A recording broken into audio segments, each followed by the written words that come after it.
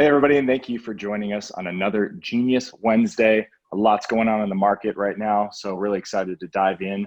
I'm going to pass it over right now to Mr. Steve Kwan, our head of market research, to dive in and talk about everything to do with Bitcoin, cryptocurrency, and the global markets. Steve?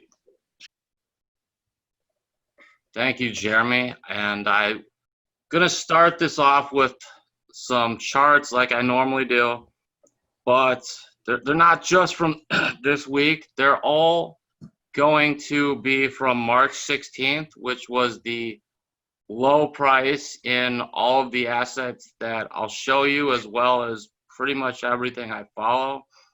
And here we go. All right, can everyone see that? Yes.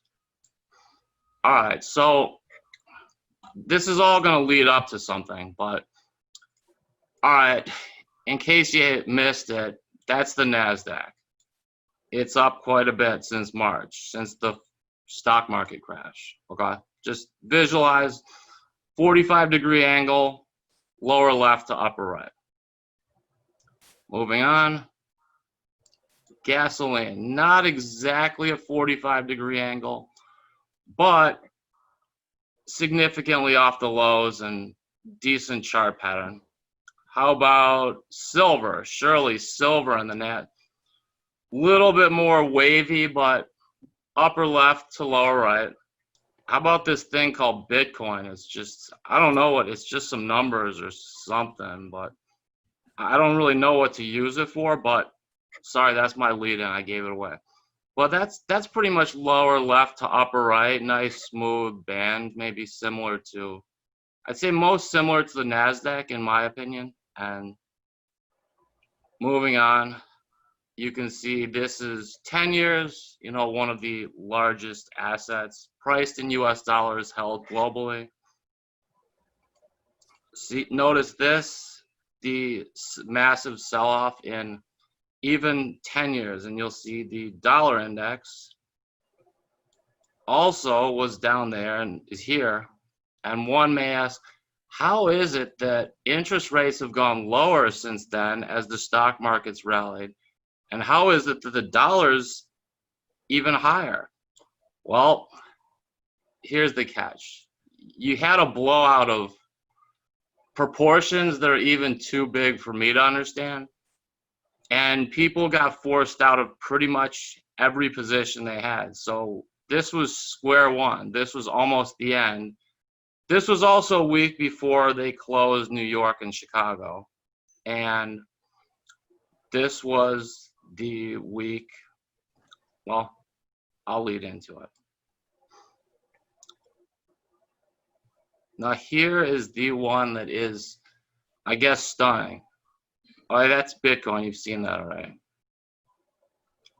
But that's NASDAQ? Oh, you've seen that. I'm kidding, I'm doing this on purpose. There's Amazon in pretty strong trajectory. You know, somebody getting in the way of that.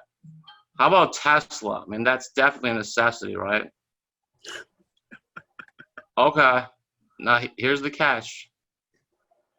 Now this is from the St. Louis Federal Reserve, which is one of the regional reserve banks. And let's zoom this in a little bit so we can see better. And here we go. Let me move this over so you can see. And these are continuing unemployment claims. So as we can see on March 16th, it was about 3 million on the continuing claims. And a week after the stock market crash, it really hadn't done much. But 2 weeks after, it had doubled, you know, to 8 million. And another week later, it had doubled again. So the exponential chart, 3 to 8 to 16 to, well, I don't know the exact number today, but I think you get the point, going to the 8th power right there. So if I were to just simply use statistics like I see some in the media do and only give 2 pictures and say wow, the more people that are unemployed, the higher Tesla stock goes. I mean, we have a data scientist, Russ, on the team. I'm sure I could just give you those 2 points and you'd find a strong correlation. I mean, the chart tells it, but how is that? And I guess my lesson for today is, if you're a technical trader, I don't know why someone would be shorting these. I don't know why someone would think these continuing claims are going to go down. Will they eventually? Yes. Will Amazon go down eventually? Yes. But if this were an asset, that's a pretty nice 45-degree angle. And how that can be increasing at that magnitude while pretty much Bitcoin and silver and gold and gasoline and Amazon and Home Depot are, is mind-boggling. But just realize, if you're a technical person, I just use technicals on those type of things. If it's a more qualitative asset where it's like a venture capital project and I have to do some thinking and do less quantitative, well, then think about what this is and think if that makes sense to you. Maybe it does, maybe it doesn't. And this leads to my question for the group. It's kind of a statement and a question. And you can read. If I were to have the podium and tell you guys that the higher the unemployment number, the higher assets go, you probably would laugh me off. But that's the data points. Now, moving on, how could the dollar be stronger? All right, ready for this one? Bitcoin is the biggest. It was the first. It's the most valued, but Bitcoin has zero use case. Never has, never will. Okay, you got that? Now, let me tell you. Bitcoin has the most liquidity, the most namesake, and will forever be known as the first cryptocurrency. And it is. And I do think that there's many uses. I've put some of them here. I'm guessing some people would say it's money. Some would say it's a store of wealth, a digital asset, commodity, blockchain, mechanism to barter or transfer, a trading pair, something we make derivatives off of. The list could go on. You could do whatever you want with it. You can buy it and then throw it away. Like, it doesn't matter. No one told me what to do. No one told you what to do. And that's kind of how I look at cryptocurrency. It's there's we don't know who Satoshi is, and he didn't write a novel and say, okay, here's what you have to do. It's going to be the main trading pair for everything, and I want it to be the only cryptocurrency that's accepted at every store. I didn't get that memo. Maybe somebody else did. So needless to say, he left options open. He made something and just said, here, I made this. Take a look at it. Use it for what you will. And over the past 12 years, look at all these. I mean, all these names can be synonymous with Bitcoin. And I'm sure there's 100 different ones. So when I say it has zero use case, I guess use case to me is telling me what something is used for. Like a mop is used to mop the floor. A car is used to move from one place to another. A phone to talk to people. But with Bitcoin, there's no one told me what to do. There's no help desk. There's no leader. And that leads me to my next point, and then I'd like to open up the floor to comments, questions. As I said, this is one of the reasons for success, in my opinion. No one told people what to do with Bitcoin. They figured it out themselves. Now, moving on to the catchphrase of the day. How many projects have you seen that are saying, well, this is our use case? You lost me at that point. Like, once you've told me what to do with something I buy, done. No interest. I mean, I see people here. I told Josh, hey, buy this, and then I want you to put it over there. You gonna do it? Maybe, maybe not. I don't respond well to that. So in many of these projects, just realize that it's more of a business. You have a developer, a leader, a CEO, or whatever, and they have a vision, and that token is part of their vision, and it's most likely going to be used in their ecosystem. Now, I'm going to compliment a CEO of a project who I actually talked to, and I read something, and I won't spill the beans on what he said. But he basically gave people a couple options to how they could use the network. And I thought it was brilliant because he's the first person that I've actually said, here's a couple options of what I'm looking to do. You can do it, or you don't have to, though. Where many want to tell you what to do. So the ending point is, in my opinion, what is the main use of coins, exchange traded venture capital for non-accredited investors? It would be raising capital. I mean, I create a token, I have a goal, I sell it to the public. I'm raising capital for something that I want to do. As long as I try to do that to the best of my ability, it's not a scam. I mean, many will fail, most do. And I just want people to know that when you buy a token, you're not an owner in the company. And if they tell you what the use case is, think about it. How well do you respond when somebody tells you what to do with your money? And that is it. And I would open the floor up to everyone, anyone. Josh Lawler. Yeah, I'm dying to counterpoint on that one. Thanks. So if you have a token that doesn't have a use case and it's not backed by an asset and it's not a financial product, it is effectively vaporware, which Bitcoin falls into that category. In terms of if there's a use case, then it's not worth it. The value proposition on these tokens is supply and demand driven. It's not ownership driven.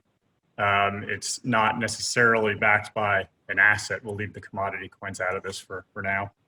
And the idea is that as the use case demand grows and finite supply, that the tokens themselves have to increase in value, and the actual pricing of whatever it is being used turns into fractions of tokens. And that actually works, and there's a few projects out there that can make that work. Most of them don't. And for a lot of the projects, you have people come in and just say, I'm going to use a token to raise money. Well, if all you're doing for your token is raising money, if that's your use case is capital formation, then that is just about the crappiest security on the face of the earth, just now edging out the safe, which was previously the crappiest security on the face of the earth. Because you own nothing. If there's no viable company or group, I'll go with group, I know a few groups, that are pushing the demand case for the token, then it's not going to go in value. And at that point, yeah, you get store of value, and I agree with you. That's not really a use case. Everything is a store of value.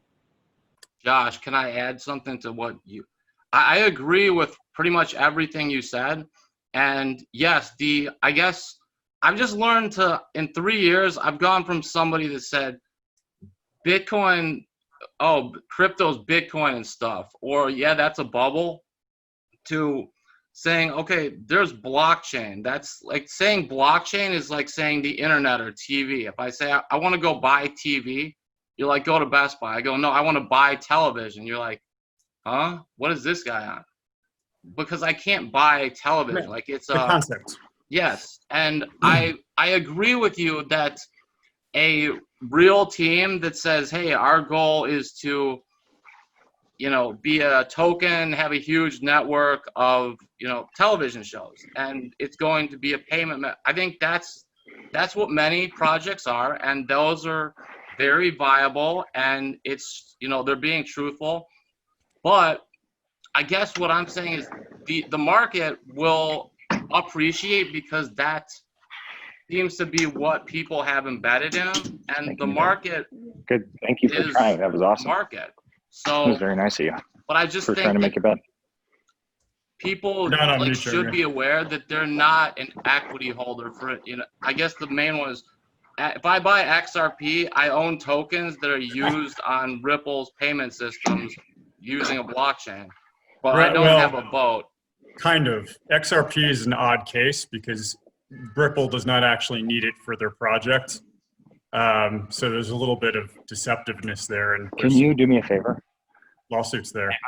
Can you do me a favor, please? Brooke has her. Hey, Jeremy, you need to mute. Jeremy, you're not on mute, dude. Oh, sorry. And we all thought you were asking us to do you a favor. Yeah.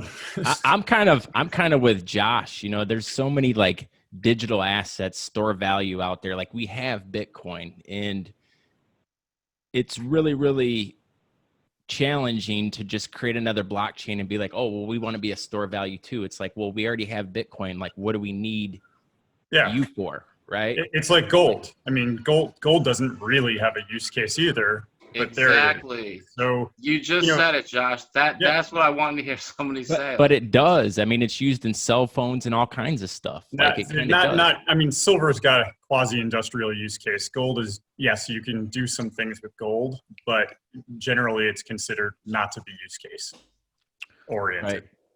Right. And I think it's challenging. I think that, if you're going to become a new blockchain these days, you need to be bootstrapped to a use case. Like it has to have some form of a utility.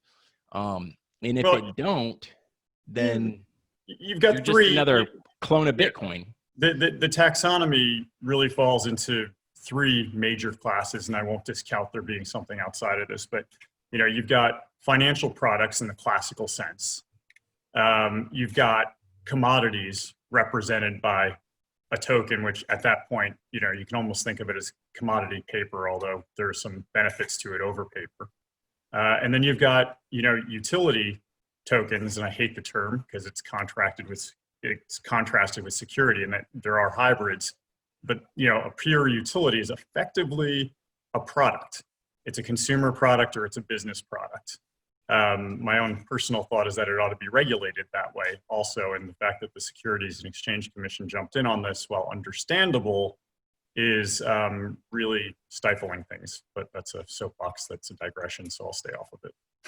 Yeah. All right, I'd like to pose a question to the group. So a while back, I had the privilege of talking to the lady who is an SEC chairwoman, very big on block. Hester Pardon? Pierce? Hester? No, we it's caught up with Hester at a family office. Oh yeah, I talked to her in Chicago, and then I also talked to one of the attorneys for the CFTC, and I wanted to give them my 2 cents and see what they thought. And I guess I agree with both Josh and Dustin, where gold, you're right, the use is fairly minimal. It's mostly in a bar and it's in a safe. Like I don't really use it too much. But why do I do that? No one told me, if Josh buys a gold coin, no one says, all right, buy this, put it in your safe. Like that's just what you chose to do. If I choose to throw mine in the street, well, I can. I mean, I'd be throwing money away most likely, but no one told me what to do. And I guess if I were to say that Bitcoin is a commodity a la gold, and the majority of projects, I guess, with visible teams and products and offices are more in the, I'll say, organization type asset, like something that's traded on the exchange in New York. I don't want to say but more like an equity, an organization, a company. It's new. Say financial product. Financial product works as a term. All right. Yeah. And then the one thing, and I'll say token, blockchain, whatever, that I've found that winds up in many, many, many of these products where you basically can't create certain tokens without it, is Ethereum. And I've heard many people, oh, it's misused. Why is it traded? Well, why is crude oil traded? I mean, why is corn traded? Because there's a market for it. Like it may not be apples to apples with Bitcoin. I don't think it is, but it definitely has that usefulness that others need. Or, Yeah, I mean, Ethereum, you said oil, and that's what it is. The underlying use case for Ethereum is as gas to power, things on the Ethereum chain. And that's kind of been the killer app thus far, to be honest, is powering other people's smart contracts, which usually is an ERC20 for somebody's token. And that's actually, in terms of some of the platform tokens, it's the use case that kind of works. Is having your underlying native token be what powers the transaction fees and pays for the compute and all that kind of stuff. I agree with you again, man. It's nice to see somebody that actually can say that, wow, Ethereum is useful and it does have a value. It's just like, you can't say why does crude oil trade? Well, because it needs to have a price. And how about Jeremy Bourne, Oz Sultan, Justin, Tom Barrett? You guys like to add anything? I think there's a couple different perspectives to look at here. We went from the world of ICOs, and it was basically the wild, wild west with everyone writing a SAFT or a SAFE, for the future tokens purchase, and finding out that contract vehicle in and of itself was pretty much deemed illegal about 6 to 8 months later. We've watched entire law firms pivot. We've watched entire groups inside of law firms basically take their entire staff and leave and bounce from law firm to law firm. We've seen the movement of major corporate law firms into the space in many cases where they can do a okay job, but they don't necessarily do a deep dive job. We've seen the specialization of a multitude of different law firms. And inside of that, we're dealing with multiple jurisdictional issues out there that are relatively consternating, I think, for companies that are getting in. So I'll give you kind of like a brief primer. If you're launching something that is going to be asset-backed along the lines of a security token offering, the easiest way to do that right now is to file that through the United Kingdom, to look at Malta, to look at the Bahamas, to look at Cayman. If you're going to utilize that inside of the United States, there are a series of different filings, and it depends on what the structure of your token is, how it's asset backed, if it's an aggregate of different things, if it's tied or pegged to a specific good or service, or if it's backed by money or data. And in each one of those cases, there's a different set of filings that have to be put together, a different set of compliance requirements with the SEC in order to allow those things to happen. What we will be seeing, I think, over the course of the next 2 years is we will be seeing continuing new projects, many with a philanthropic bent, being funded inside of the space. We'll continue to see delistings of, what people call shit coins, which are basically outside of the top 1,000 coins that are indexed and listed out there. And a lot of this is due to the fact that they had a bad premise. They were a marketing project. There was no real technical documentation. They were undercapitalized. They try to capitalize in multiple markets and now have jurisdictional issues. And what we've seen from the Fed, what we've seen from the SEC is an appetite to prosecute a lot of these different cases across multiple jurisdictions. And so what that's done is that's left, investors kind of looking at this and hemming and hawing. On the smaller end of things, anyone who likes to get into the market can buy crypto through Robinhood. But the standard bearer, I think, for people who are coming into the market is to recommend something like Coinbase or Binance or, another one of the major, hold on 1 second, didn't realize my video was off. Another one of the major players that are out there. And then what we also have to look at is, projects that have been taking on the sidelines, but also have additional use cases for themselves. Like I'm wearing, I don't know if you can see this, but I'm wearing an Ethereum Classic t-shirt because it happens to be one of my large stack of conference t-shirts that are real comfy for at home. but you've got a lot of these other projects that are out there that are developing things. Ethereum basically became the backbone of how people want to build.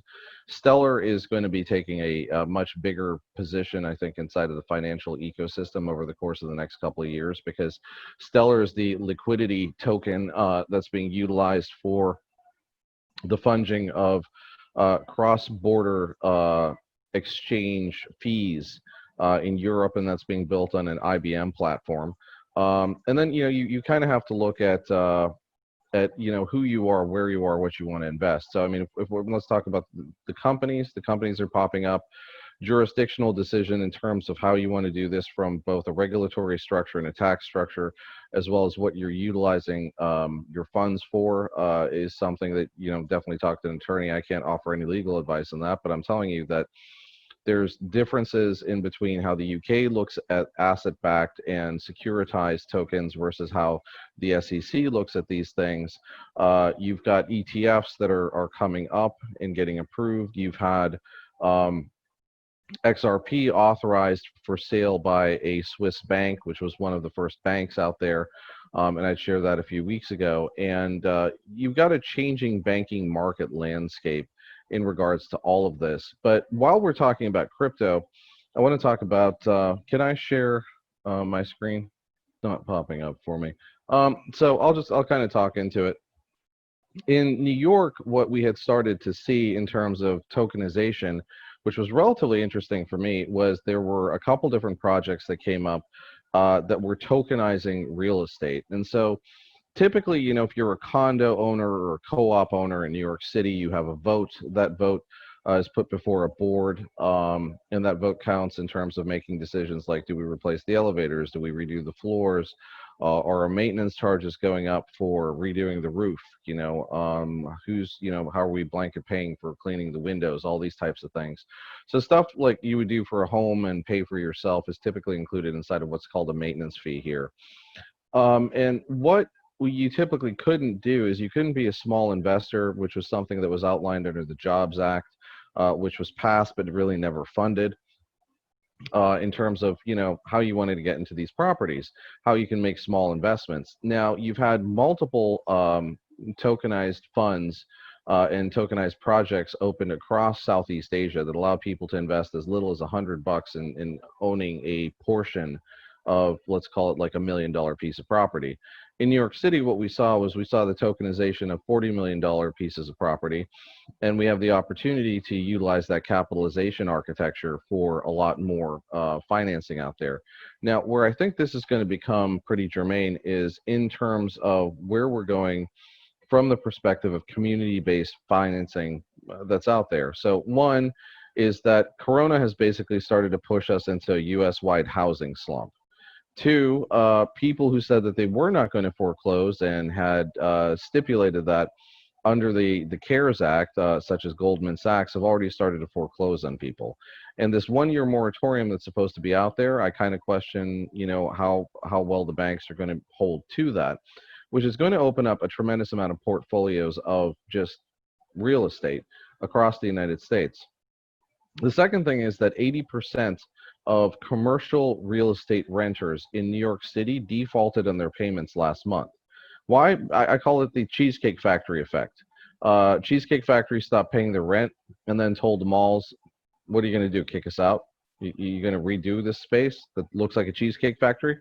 And so what they're doing is they're using this as a kind of interesting negotiation tactic in terms of, how they're abating some of their long-term debt and really, the need for price adjustments against a lot of this commercial property. The average price per square foot in New York City is between $50 and $100, and that's on a yearly lease. So that amortizes out to, something relatively high on a monthly basis. What we're seeing is that with Twitter, Facebook, Google, and a lot of the major square footage renters in New York City basically pushing themselves to distance platforms in terms of their folks. I mean, Facebook alone has, Facebook has, I believe, 1 million square feet in Midtown, maybe a little bit more. Google has over 8 million square feet that's down in Chelsea. And, you know, you look at some of the other players and they've got millions and millions of square feet. So if they're not planning on bringing their employees back to the office, what do you see to be the long-term impact of that on the commercial market? And secondarily, as these commercial markets empty out, what's going to happen to all that property? Because if the commercial property drags, the residential property will drag with it.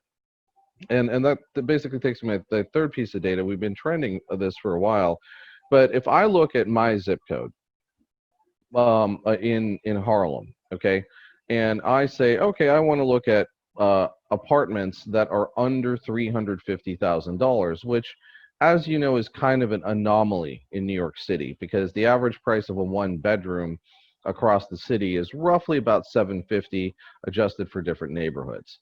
I've got two-bedroom. I mean, I'm looking at Zillow right now. 10027. Two bedrooms available for $259, $275, $285, $260, $349, and $299, and that's just right now. And what I'm seeing overall is anywhere between a 13 to 30% drop in terms of real estate prices on a monthly basis. And we haven't really hit the hard stuff. And we've talked about this for a couple of weeks. The hard stuff Hey, is Oz, sorry, yeah. I have to have Kyle Ray and Tom Barrett add some, kind of give their 2 cents as well. Sure. So Let I me don't just mean wrap up that to thought. like cut you, but Yeah, no, I'll just wrap the thought. It's basically this.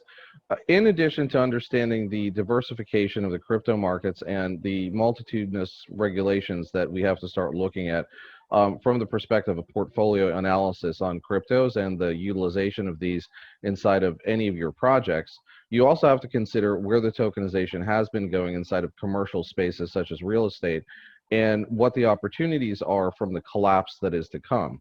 We could tokenize entire platforms, large swaths of houses, and we could actually figure out how to do something in a more public good UBI type fashion that's data driven, and not necessarily something that's as onerous as we've seen with banking of yore. That's it. thank you, Mr. Sultan.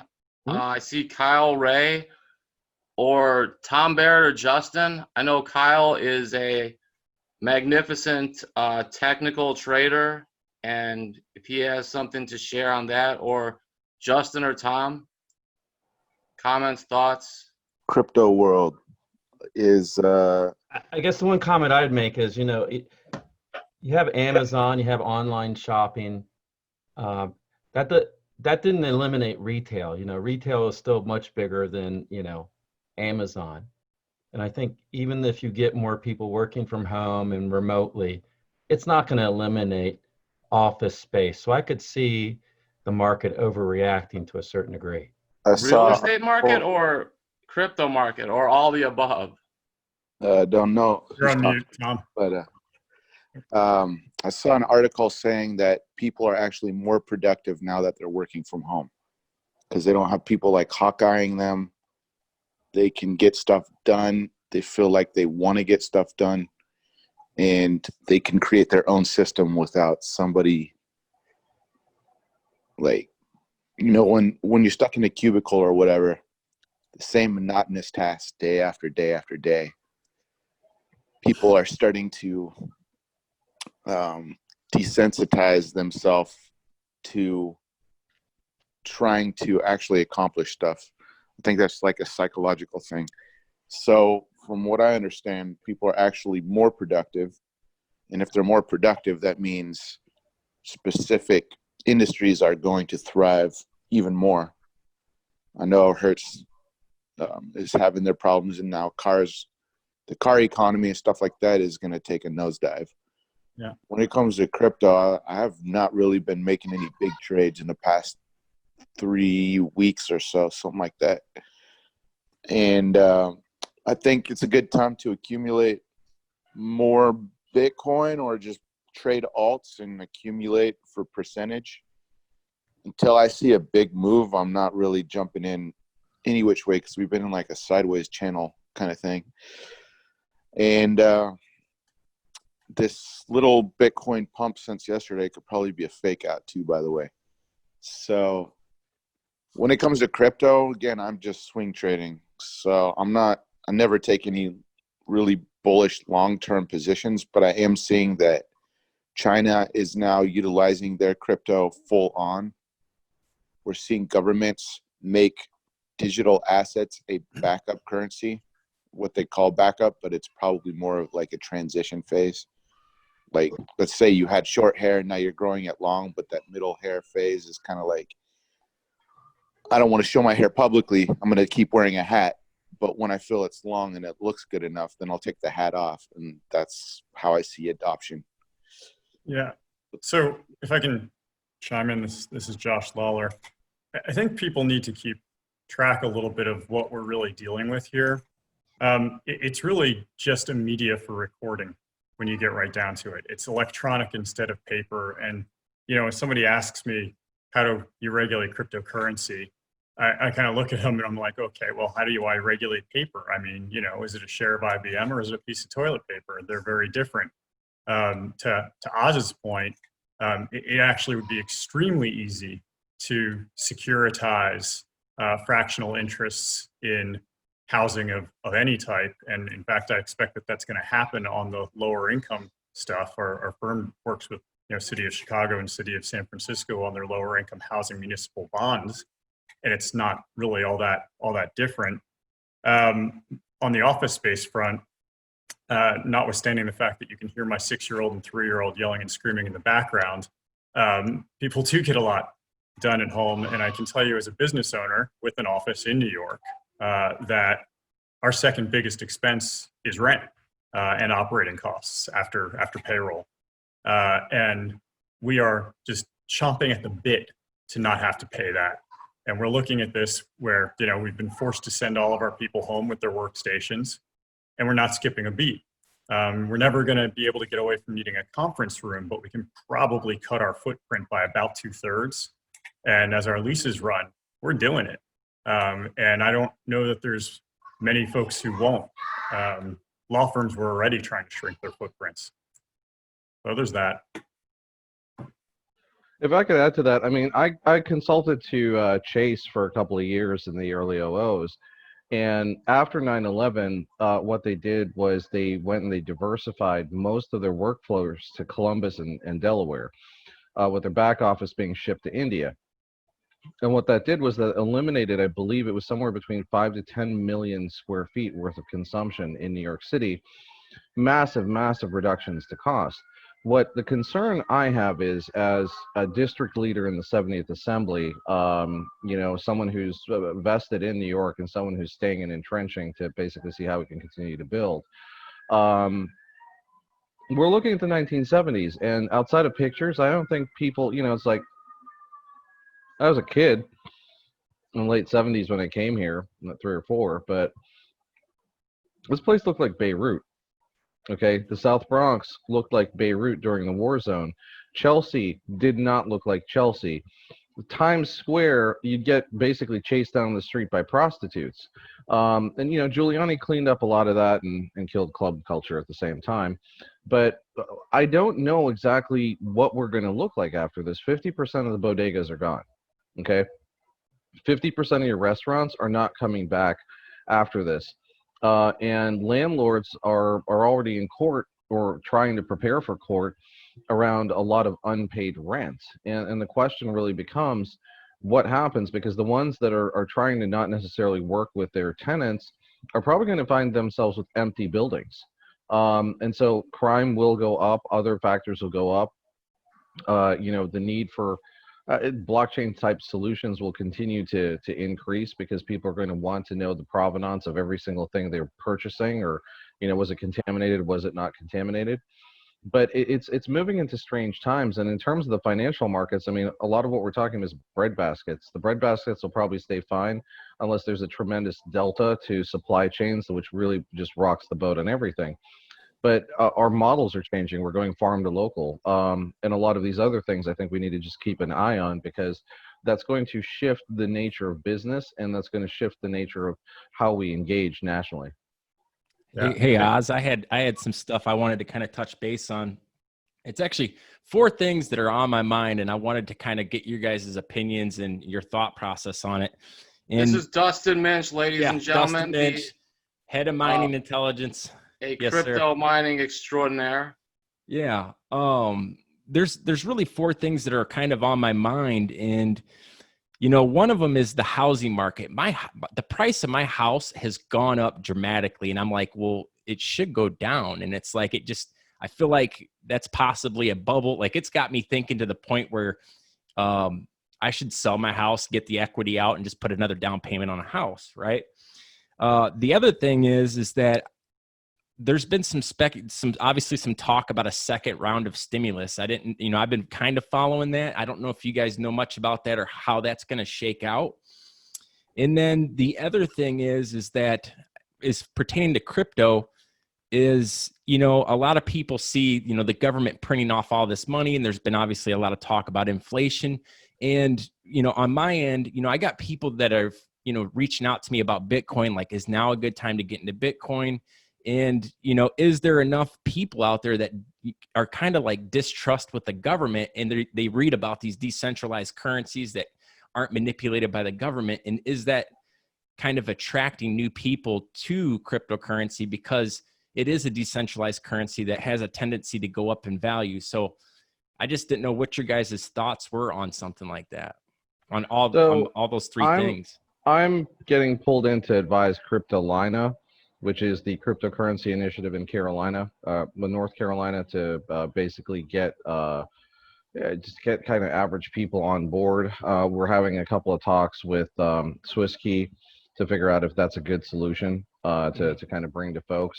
But a lot of it's you know, it's kind of like pretending that you're a European in the 1990s and you're going in between four countries. And you have all this money in your pocket, and it's all different colors and different values. And getting people to that kind of utilization scheme, and then really kind of logging into that and saying, all right, what can we do from the understanding of a points perspective to allow people to further understand how this can be utilized, what's the impact, so on and so forth. The adoption curve is going to take some time. I think the movement towards a digital American currency in 2021 will sort of foment getting people into that moray, but there's custody issues. There's also liquidity issues, and there's also management issues, you know, that are going to come into play because remember, in America, we went from having, you know, this like pouch that we carried all our coins into bills in the 1800s and 1900s to a mixture of credit cards, bills, and whatever we have today. You know, no one walks around with a letter of credit, but you can. You know, you basically have those things securitized via some sort of card or vehicle. Right. Crypto is going to allow for a lot of that as well. The lending pieces are already there. I think the opportunities for community banks, which is something we're looking at, are already there. Caitlin Long has pushed special purpose banks in Wyoming. So that starts creating a new sort of hybrid vehicle between crypto and cash. And I think, you know, the question really kind of becomes, what is the use case where? I mean, I keep talking about how, you know, this kind of stuff should be utilized for kids that are sneakerheads or are Supreme collectors, because you have kids in my neighborhood that are rolling around with like 20 grand in a wad simply because they sold a bunch of sneaks. Like season 1 Yeezys, I believe, are still going for like friggin' 8,500 plus, right? Right. Are you serious? I blame Gary Vaynerchuk for all of that. 100%. He started that trend. Hey Kyle, I think you need to chime in here, man. We were literally just in one of the chat groups. We were just talking about digital collectibles, and you had turned us on to digital trading cards, and just looking forward to your thoughts around that and where you see that going. Oh yes, so NFTs are going to be crazy in the future. So think about the next gen and what they're getting into as Yeezys and things like that get so expensive and so congested. Then you're going to see all these people who are now, you know, laptop warriors and stuff like that, which have spent the next half year to maybe 2 years behind a computer, because who knows when the cure is going to come out and whatever, you know. So all these kids and people in general are in front of their computers trying to find ways to make money online. So as some places get more congested, and they get taken a few times, they're going to be looking for new ways to make money. The Yu-Gi-Ohs, from what I hear, Yu-Gi-Oh! In was it Yu-Gi-Oh? Something like that. Pokemon. It used to be Yu-Gi-Oh. Yeah, but Pokemon. It's everything now, from Animal Crossing to Pokemon collectibles to what's the price of my turnips to forgetting everything that you're cards are talking about with crazy. digital collectibles. Yeah, so that kind of sets the trend. I got into the basketball ones because I got some basketball cards, and nobody's really like trying to buy the basketball cards yet. So I went on eBay, and the rarest ones are going for 99 cents. It's like, okay, if I go buy these now and I hold on to them, at some point when crypto does fully adopt, and it's going to, it's just a matter of time at this point, then the digital era starts beginning even more. Then NFTs and stuff like that, we're going to start seeing a massive trend outbreak. And I'm talking like movies, music, anything going to be digital, and you just treat it the exact same as physical printing. The difference between digital and physical is two things. You don't have all the physical costs, and manufacturers get shut down and stuff like that, you know, because the COVID, and as we're talking about commercial real estate, like getting bombarded with, and I've seen it, homeless people like lighting fires on the rooftops because they don't know any better, and then you know, the whole building goes in flames. You probably see more and more of that stuff, maybe. Who knows? But my prediction is that NFTs are going to blow up in the next like 3 to 5 years. But Kyle, can I speak to that real briefly? So I, as a former comic shop and comic company owner, you as an anime voiceover actor, okay, outside of the other stuff that we do in our lives, let's talk to this. You've got Supreme heads and you've got fashion heads, okay? And the fashion heads are like off-white, that kind of stuff. But the crossovers are selling for thousands. I mean, an off-white belt is a couple $100.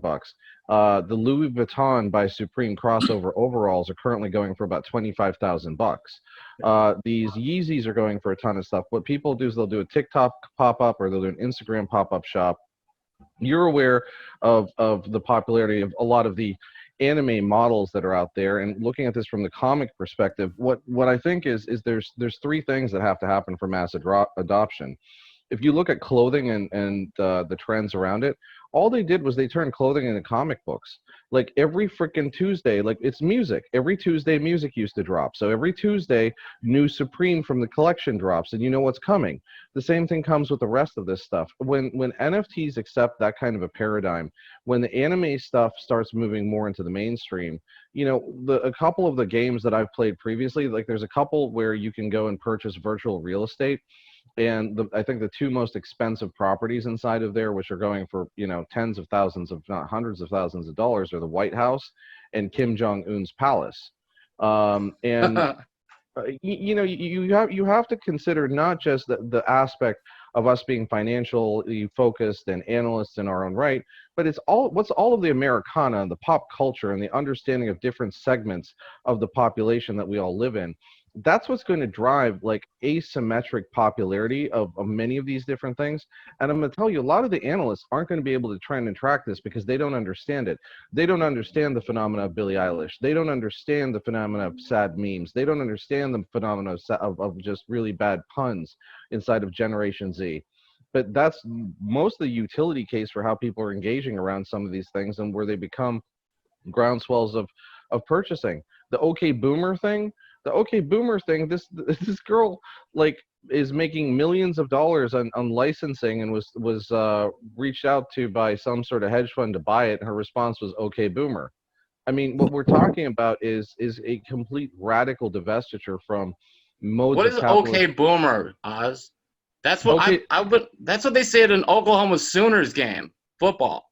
Okay, Boomer is what a millennial or a Gen Z person would say to anyone over the age of 50. Yeah, it's a patronizing remark to say what you're talking about doesn't really matter. Yeah. It's like say you were a baby boomer and you said something and they're just like, okay, boomer. Like, okay, whatever. boomer. It's like, whatever. Exactly. Oz, I got a question for you. Well, to jump in real fast on the NFT front from a legal perspective and otherwise, again, it's kind of like saying, nails are going to be big, the metal ones that you hammer into stuff. They're going to be everywhere and for a lot of different purposes. We do a fair amount of global trademark policing for some of our clients.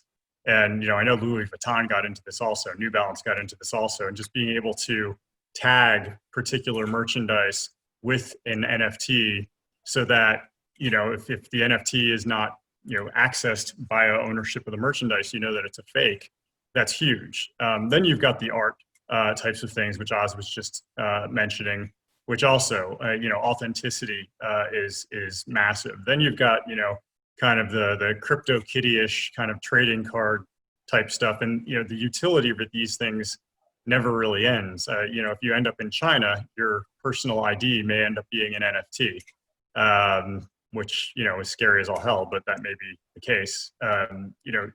It's a tool. It's just a tool. And we have a client called Chili's. They've got a platform in the US. It's called Socios. They're a radical fan engagement company. There's a Chili's token. I think it's in the top 200. And their thing is they make deals with, European football clubs. They just did one with UFC to create fan tokens that may be NFTs or maybe limited runs. And sometimes they entitle people to do things like, vote on the music stadium or what have you. But it's all about engaging. And that's definitely where we're going. There's no question. How you trade on it, no idea.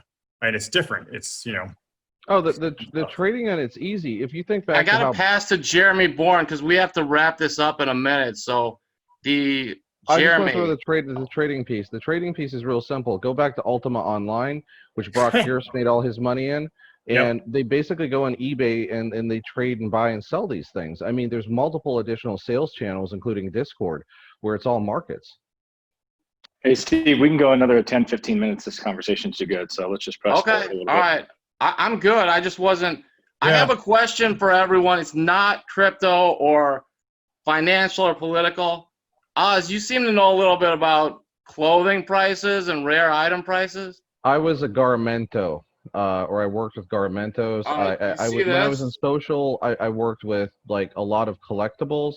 I was I was one of the original importers of anime to this country. So yeah. Can you see this? Hold on one sec. Sorry, it's too bright, but you've got, which Jordan is that? Jordan Burberry collaboration, extremely limited. That was a 14, correct? I don't know. What size is that? Not 12. Yeah, that's a good size. 8s are typically what are the highest priced. Really? Yeah. But you have to understand, not everyone wears these. These are like comic books. Oh yeah, I was wearing these doing the yard work, man. So I got them because I liked them, but yes, those are 13. Hold on, because when I was in how much are those? Yeah, because that was a retro. Okay, so those return as a retro. Those are kind of probably worth something. I would have to double check, and then I haven't been on the kicks like stuff in a hot minute. But yeah, that's what those look like. And if you can, nope, you can't see that. What it comes down to is this, okay? We are the people who specialize in the understanding of crypto, commodities, and currency. And what I'm telling you is that in the worlds that Kyle Ray and I have danced in, the worlds that you guys are dancing in, NFTs, clothing, and a variety of these other goods have massive resale markets like you have never seen before. The culture, the panache, the fishmongering around these things, because it becomes a buyer's market sometimes, is amazing. It's utterly amazing. And the resale and the acquisition markets for Supreme, I mean, just go and take a look at any of the Reddit groups in terms of people looking for rare or collectible items. Look at what's going on eBay. Look at what's going on any of the Poshmark or any of the resale sites that are out there. There's entire communities dedicated to this kind of stuff. And then, Nike has their own app for just letting you know when new kicks are going to drop and what you want to do. And even inside of a quarantine, I got a store in 125th Street. This store will have a line down a freaking block if a shoe's dropping. Some things are worth the risk. I mean, Yeah. But it's just understanding the nature of this. Like, whether it's Magic the Gathering, whether it's comic books, whether it's role-playing games, whether it's the new expansion of Cards Against Humanity, whatever it is, these are commodity products that have an absolutely huge resale market. And Kyle, talk about the anime stuff.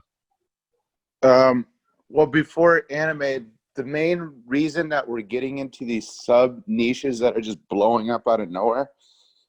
Let's take a look at like the last 5 to 10 years and how online entrepreneurs are teaching people how to make money online. Mm-hmm. And you get the Gary V's, obviously, and like then you get the Anthony Morrisons, Adrian Morrisons, and then all of that world, Grant Cardone's, all of that.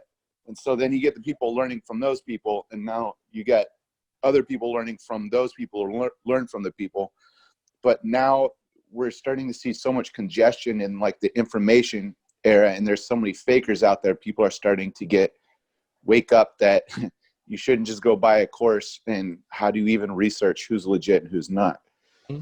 So they're starting to get clever. They're like, I still got to make money. How do I make money? So they start looking into sub niches, which is collectibles and stuff like that. When you realize that the originals, which is the old way, because we're now moving towards like digital era, it's really, really hard to get physical items and stuff like that. And then there's an extra 3 to 5 processes to deal with something physical versus something digital. So even if, let's say I got a super rare Michael Jordan rookie card, I still have to get it graded. I can't get fingerprints on it. I physically have to have it. I can't just trade it anywhere, to anybody in the world, stuff like that. And then if I do, is there going to be a problem? So that's also like most of the time 18 years or older. So with the younger generation, everybody's trapped at home on their computers and phones all the time.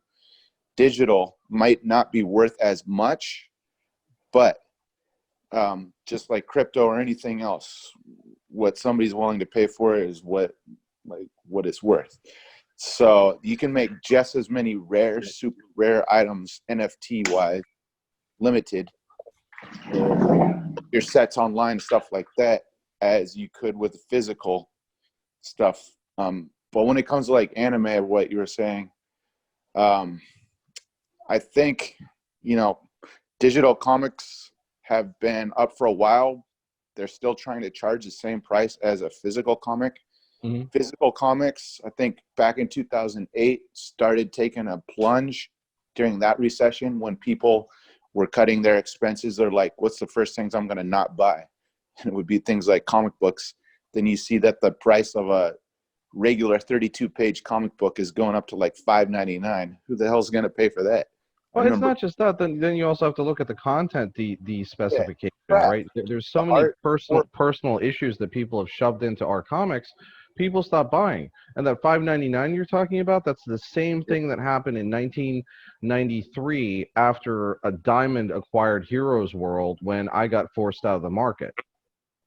Yeah, and I owned a company called Phoenix Comics, and we tried digital, but literally the percentages went upside down. It went from the producers making 70% to making 30%. We couldn't even print in color.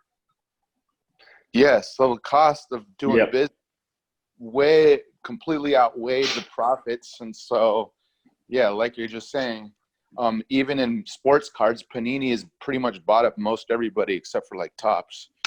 Yep. So now they run the game.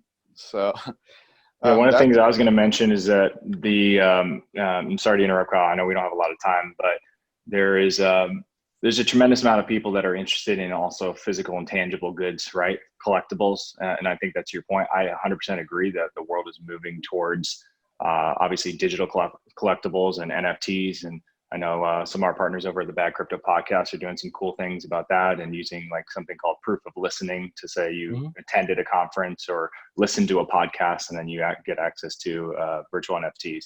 But there's some really cool things that are happening. I know in the very beginning of Bitcoin, there was something called a capacious coin, right? Those things go for well over $20,000, some even more rare, just depending on, if they've, the seal has been cracked as an example, and if there's live Bitcoins on there. There's companies that are in our network as well called like Ballet as an example. I have a few Ballet wallets, which is kind of cool. They just came because obviously Coin Genius, we're vetting the entirety of the industry. So we also want to use the products to see, what they're actually like. So here's an example of a Ballet wallet for Ethereum, Ballet wallet for Bitcoin specifically. And this is like, an American Express, right? It's made out of steel. It's tangible, it's substantial. And I think Ballet just came out with something to where you can actually get something that is a physical block, right? So they mine a block specifically from their Coinbase pool, and then they send you a block, and it's a large piece of metal. It's really cool, made from, I think, space grade aluminum. So I'm seeing more and more of these things pop up as well, because I think people are realizing that crypto, obviously, and Bitcoin is still very early on, and that these things over the next 10, 20 years are going to be worth a tremendous amount of money. So I think in conjunction with the digital collectibles, there could be an opportunity to be able to marry those two together, because obviously if you scan a code on something tangible and then you also have its digital form, I think that can be very exciting and create the scarcity and rarity, just like we saw with Beanie Babies, right? It goes the opposite direction also with 3D printing being what it is, and kind of local manufacture, where, if you're an artist, you might sell an NFT to a gallery that allows them to print, 200 serigraphs, and that's how the distribution goes. Or, if you're a kid collecting stuff, you might 3D print, your own action figure that's coming off of the rights from an NFT token. It's exciting stuff. Can I add something? And this isn't really blockchain related, but 20 years ago, a friend of mine from Philly, his son was a world champion in this goofy card game, and he gave me a box of them. So he's like, "Oh, keep these, Steve. They're cool." I'm like, "Yeah, whatever." They were called Pocket Monsters, and I had no idea, so I just stuffed them in my closet. And my son got to the age of wanting to buy Pokemon cards, and I realized $5 a pack at Target to not get the one you want. It was just better to pay $20 on eBay. And I pulled out this box, and he's like, "Oh my gosh, Dad, these are the original." I go, "Really?" And we looked at the prices, and I had no idea. I go, "All right, well, don't trade these away, and let's not put maple syrup on them."